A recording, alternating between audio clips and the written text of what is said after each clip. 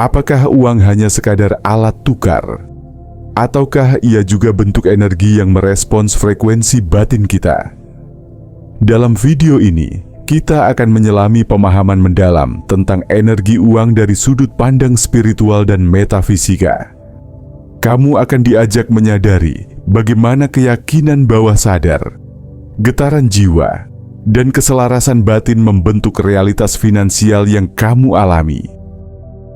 Bayangkan sejenak, ada dua orang, sama-sama bekerja keras, sama-sama punya keterampilan, namun yang satu hidup penuh kelimpahan, dan yang lain terus merasa kekurangan. Apakah ini hanya soal takdir, atau ada sesuatu yang lebih dalam, tersembunyi di balik permukaan?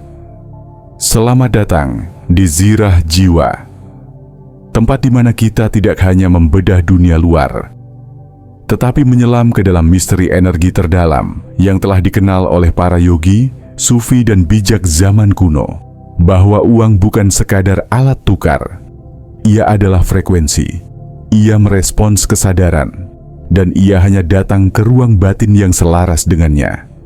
Namun banyak jiwa hari ini hidup dalam ketidaksadaran, mengejar uang tapi membencinya, membutuhkan uang tapi merasa tak layak, berdoa untuk rezeki, tapi membawa luka lama yang menolaknya.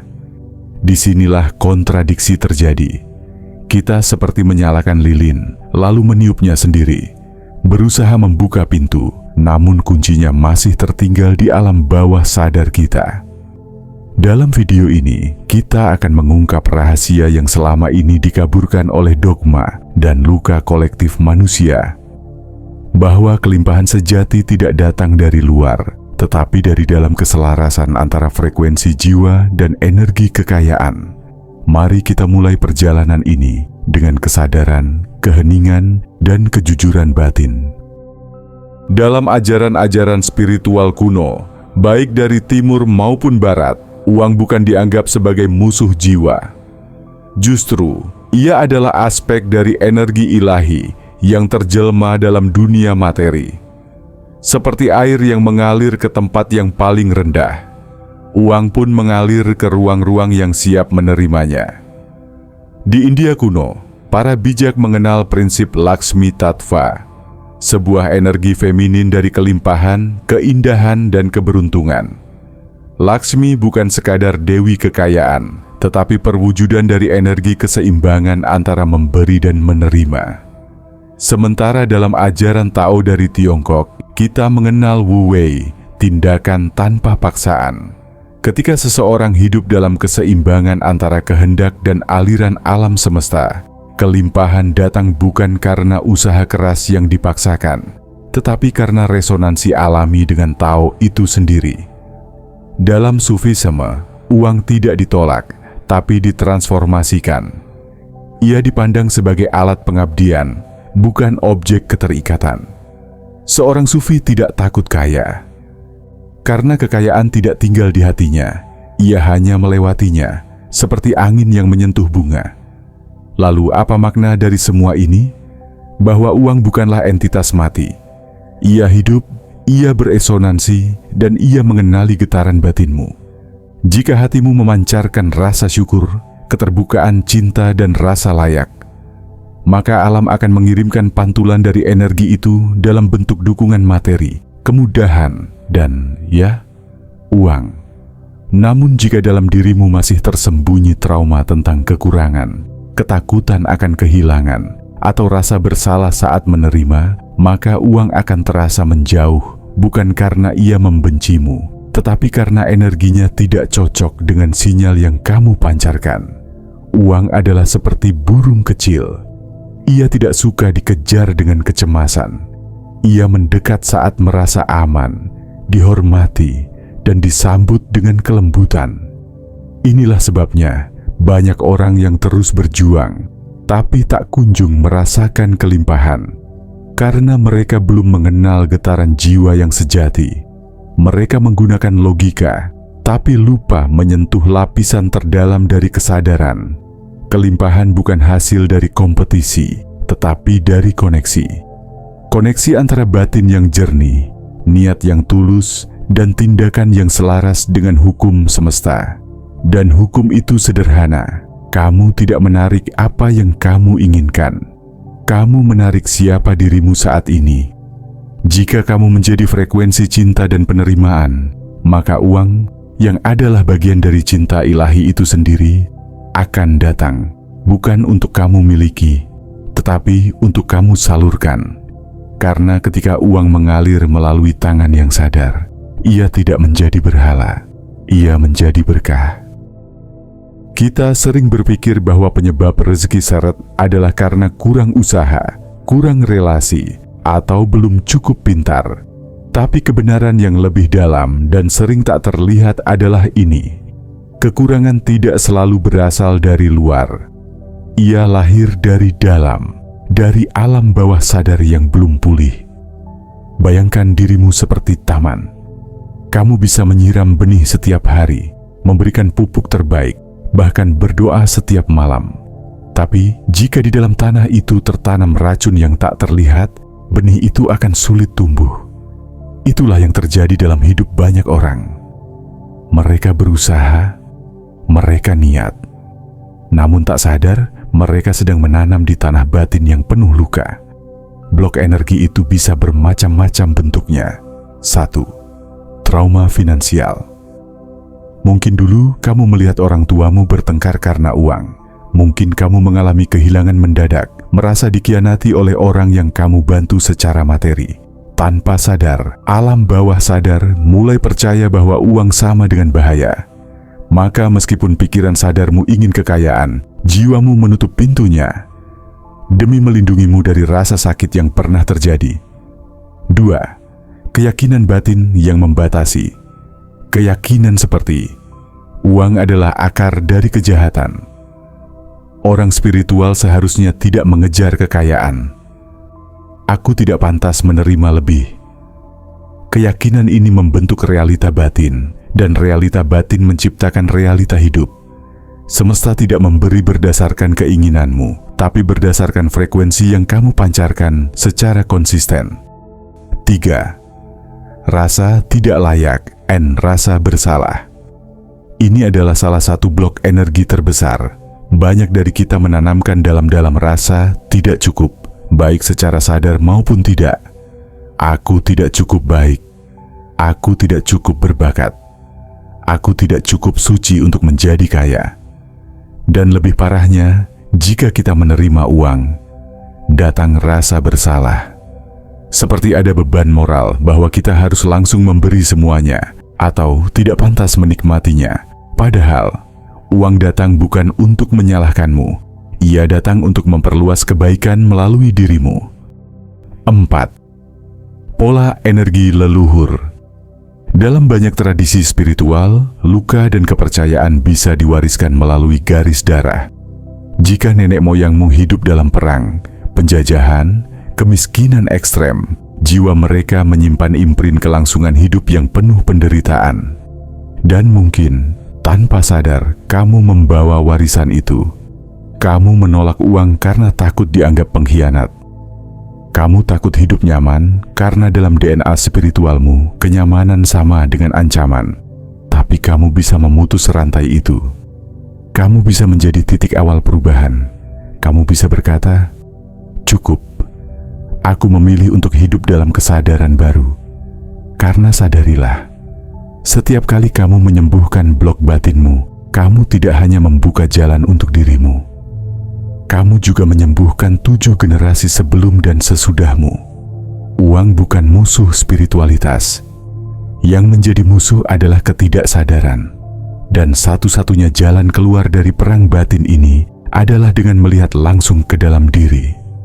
Menerangi luka, menyadari cerita lama, dan kemudian melepaskan semua yang bukan dirimu. Setelah kamu menyadari dan mengurai akar blok yang tersembunyi di alam bawah sadarmu, pertanyaan berikutnya muncul. Lalu, bagaimana caranya agar aku bisa benar-benar selaras dengan energi kelimpahan? Kelimpahan bukan sesuatu yang kamu tarik dari luar. Kelimpahan adalah sesuatu yang kamu pancarkan dari dalam. Dan saat frekuensimu sejajar dengannya, dunia akan menyesuaikan diri dengan cara yang kadang terlihat ajaib. Berikut adalah langkah-langkah spiritual sekaligus praktis untuk menyelaraskan dirimu dengan energi kekayaan sejati. 1. Afirmasi jiwa yang mengakar. Bukan sekadar mengulang kata, tapi mendekap kalimat yang membentuk realitas baru. Setiap kata adalah getaran, dan ketika kamu mengucapkannya dengan kesadaran penuh, kamu sedang menulis ulang struktur energimu. Aku layak menerima kelimpahan tanpa rasa bersalah. Aku adalah ruang terbuka bagi rezeki yang penuh berkah. Aku tidak mengejar uang, aku menjadi magnetnya. Ucapkan dengan napas perlahan dari hati, bukan untuk memanipulasi semesta, tapi untuk mengingatkan jiwamu siapa ia sebenarnya.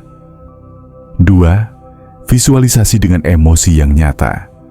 Tutup matamu, bayangkan hidupmu dalam kelimpahan, bukan mewah berlebihan, tetapi damai, cukup, indah, dan penuh makna. Tapi kuncinya adalah rasakan seolah itu sudah terjadi, karena alam bawah sadarmu tidak membedakan antara realita dan imajinasi. Ia hanya merespon getaran emosi yang kamu pancarkan. Jangan visualisasi dari rasa kekurangan, tetapi dari rasa syukur dan kepenuhan. 3. Aktifkan syukur sebagai frekuensi, bukan reaksi. Banyak orang hanya bersyukur setelah menerima. Namun para master spiritual bersyukur sebelum menerima. Mengapa? Karena syukur bukan respons. Syukur adalah frekuensi kesadaran. Tulis 3 hal setiap pagi yang kamu syukuri, sekecil apapun itu. Biarkan jiwamu terbiasa hidup dalam rasa cukup, bukan rasa kekurangan. Karena saat kamu merasa cukup, semesta berkata, ia siap menerima lebih. 4. Buka flow, berani memberi, berani menerima. Uang adalah sungai, bukan kolam. Jika kamu terus menahan, ia akan stagnan. Jika kamu terlalu banyak memberi tanpa menerima, kamu akan kering. Dan jika kamu hanya ingin menerima tanpa memberi, kamu akan tertutup. Buka aliran itu. Mulai dari hal sederhana. Beri dengan hati yang ikhlas, tanpa harapan kembali. Terima dengan rendah hati, tanpa rasa bersalah. Karena ketika kamu memberi, kamu berkata, aku percaya aku cukup. Dan ketika kamu menerima, kamu berkata, aku percaya aku layak. 5. Letting go, melepas untuk menerima. Yang sering menjadi penghalang bukan kurangnya uang, tapi terlalu banyak keterikatan batin. Kita terlalu sibuk mengontrol hasil, terlalu takut kehilangan, terlalu tegang dalam mengejar. Maka, lepaskan. Biarkan semesta bekerja di luar kendali egomu. Lakukan bagianmu, lalu percayalah. Karena keajaiban tidak datang pada mereka yang menunggu dengan cemas, tapi pada mereka yang melangkah dengan keheningan dan keyakinan. Ingat, kamu bukan korban dari dunia materi. Kamu adalah pusat pemancar dari energi penciptaan. Dan saat jiwamu sejajar dengan frekuensi kekayaan sejati, uang tidak lagi jadi beban. Ia menjadi perpanjangan tangan dari cahaya yang kamu pancarkan. Uang hanyalah alat. Namun dalam kesadaran yang belum tercerahkan, alat ini berubah menjadi ilusi.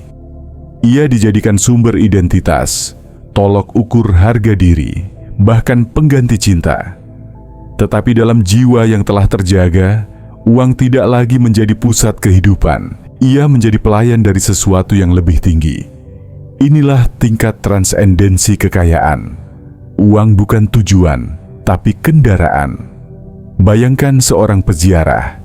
Ia tidak mencintai kapalnya, tapi ia tahu, tanpa kapal, ia tak bisa menyeberang samudera kesadaran.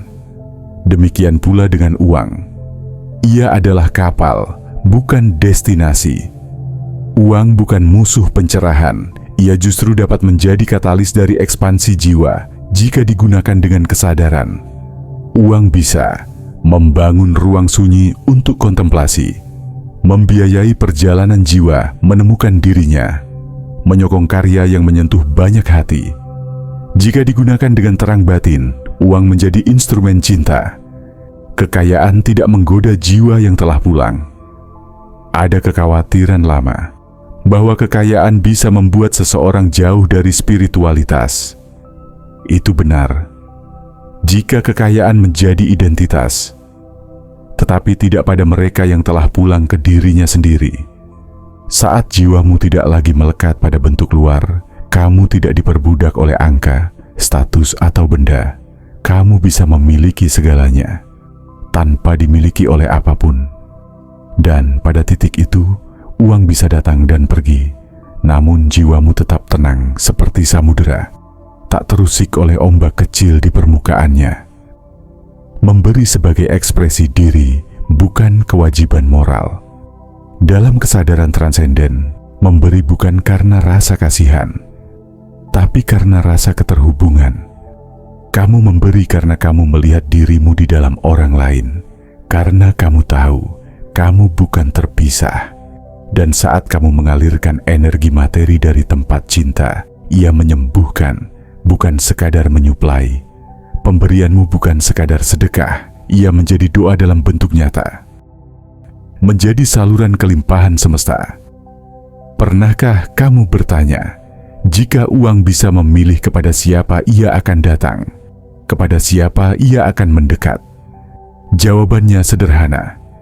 Ia mendekat kepada mereka yang telah membersihkan wadahnya, yang jernih niatnya, yang terbuka hatinya, yang tidak menumpuk tapi mengalirkan.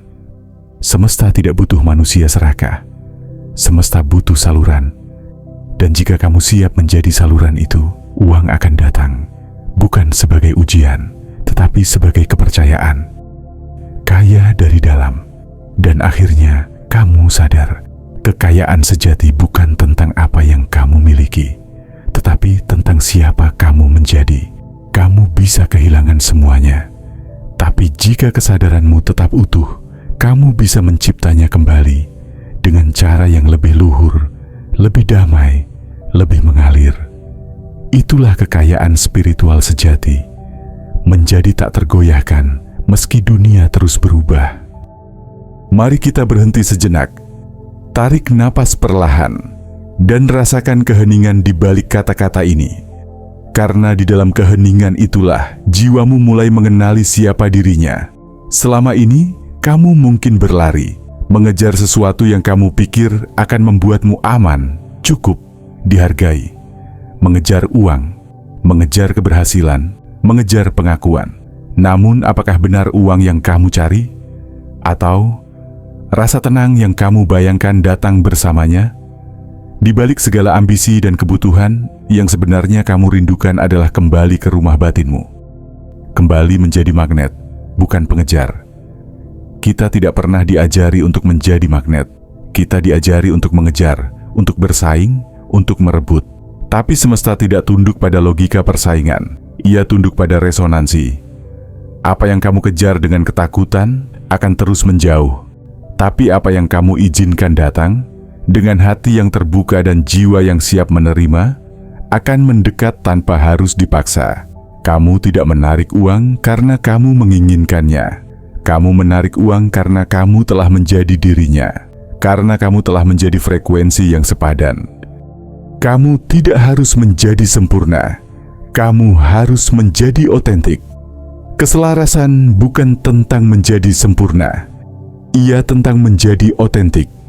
Menyembuhkan diri bukan berarti tidak pernah takut, tetapi berani melihat ketakutan itu dan berkata, "Aku tidak lagi mengizinkanmu mengendalikan hidupku." Membuka rezeki bukan berarti meniru formula orang lain, tetapi menemukan irama hidupmu sendiri, yang hanya kamu yang tahu nadanya. Karena hanya dengan menjadi versi paling sejati dari dirimu, energi kekayaan bisa mengenalmu dan mendekat. Pesan akhir, waktunya melepaskan. Sudah cukup kamu berpikir bahwa kamu harus lebih ini atau lebih itu, baru bisa hidup dalam kelimpahan. Kamu cukup. Sekarang, saat kamu berhenti mengejar dari luka dan mulai mengundang dari cinta, semesta bergerak. Gerbang-gerbang yang selama ini tertutup mulai terbuka. Bukan karena kamu memaksa, Tetapi karena kamu selaras, uang akan datang, kesempatan akan datang, orang yang tepat akan hadir. Dan semua itu bukan karena kamu mengejar mereka, tetapi karena kamu telah menjadi rumah bagi mereka. Kamu tidak harus menjadi seseorang untuk memiliki segalanya. Kamu hanya perlu menjadi dirimu yang paling sadar, dan segalanya akan datang dalam bentuk yang tak pernah kamu duga. Uang bukan tujuan, ia adalah cermin. Dan jika jiwamu telah jernih, penuh cinta, dan siap menerima, pantulan kekayaan itu akan datang, lembut, dalam, dan abadi. Terima kasih telah menempuh perjalanan ini bersama Zirah Jiwa. Jika kamu merasa pesan ini menyentuh jiwamu, bagikanlah. Karena kelimpahan sejati adalah ketika cahaya dalam dirimu menjadi terang bagi sesama. Sampai jumpa di video berikutnya.